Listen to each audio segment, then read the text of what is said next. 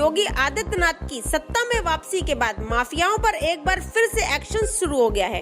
प्रयागराज में पहली कार्यवाही ही बाहुबली नेता और सरकार के द्वारा घोषित माफिया अतीक अहमद के घर पर की गई। विकास प्राधिकरण ने पिछली बार ही अतीक अहमद के पूरे घर पर बुलडोजर चलाकर उसे ध्वस्त कर दिया था, लेकिन कुछ दिनों बाद अतीक अहमद के परिवार ने इसी घर में टीन शेड डालकर छावनी बनाई थी और पक्का बाथरूम का निर्माण भी करा लिया था। योगी के सत्ता में वापसी के बाद आज विकास प्राधिकरण के अफसर फोर्स के साथ अतीक के घर पहुंचे और बाहर की अस्थायी बाउंड्री को गिरा दिया और घर के अंदर बने शेड और बाथरूम पर भी बुलडोजर चलाकर उसे ध्वस्त कर दिया। पीडीए के अफसरों का कहना है कि चुनाव के कारण कार्यवाही पेंडिंग थी। आज फिर से माफियाओं पर एक्शन शुरू कर दिया गया है।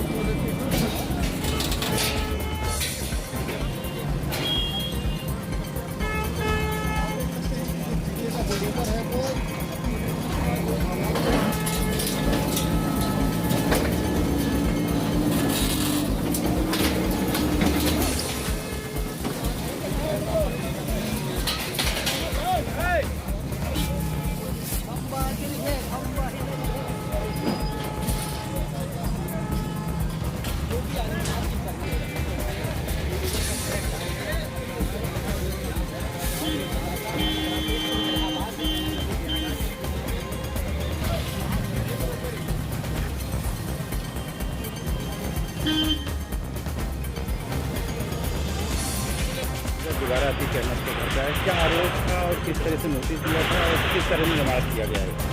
जो जैसा कि आप लोग जानते हैं कि पूर्व में इनमें इस कैंपस में बड़े अवैध निर्माण के विरुद्ध कार्रवाइयाँ की गई हैं और जो अवैध निर्माण था उसको गिराया गया है।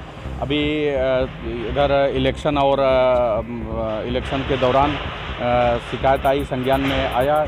हमारे जोनल अधिकारी हमारे इस क्षेत्र के आप हैं पास में, इनके संज्ञान में आया तो कि यहाँ पर बाउंड्री वाल करीब 10 फीट की ऊंचाई में बाउंड्री वाल टीन से करते हुए अंदर निर्माण किया जा रहा है, जिसकी जानकारी आने पर पता चला कि अंदर शेड का निर्माण 2 शेड का निर्माण किया गया है और अनुमन्य सीमा से अधिक बाउंड्री वाल की गई है, जिसको आज हटाए जाने की कार्रवाई की जा रही है।